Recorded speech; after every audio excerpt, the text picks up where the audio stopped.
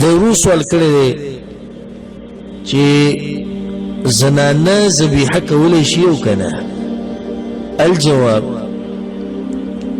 زنانه چې کله د حلالولو په طریقه پوهېږي د ذبیحې نو په دې کې څه حرج نشته. د دې ذبیحه صحیح ده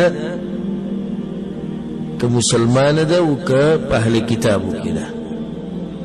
زموږ هغه مسلمانانو ښځو ته نه پرېږدي. دلته یې ساتي چې اهل کتابو کې یو ښځه یهودۍ ده یا نصرانۍ ده او څاروی یې حلال کړو. صحیح ده که نه صحیح؟ صحیح ده. په دې دلیل دی په صحیح بخاري کې دا روایت ده چې یو زنانه یو ګډ حلال کړی و په ګټه باندې او کله چې چاړه به نه و تېره ګټه به یې راوسته به یې بیا حلال یې کړو. رسول صلی الله علیه وسلم چا تپوس وکړي یا رسول الله موږ خوړی شو که نه؟ رسول الله خوړی شي.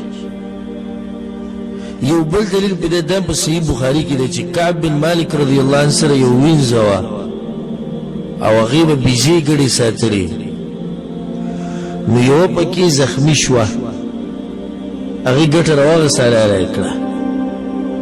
هغه د رسول نه تپوس وکړي چې یا رسول الله هغې دا چل کړی موږ یې خوړی شو که رسول الله کلوها خورئ. امام بخاري رحمه الله په دې دوانو حدیثونو باندې باب تړلی باب ذبیحة المرأة والأمة.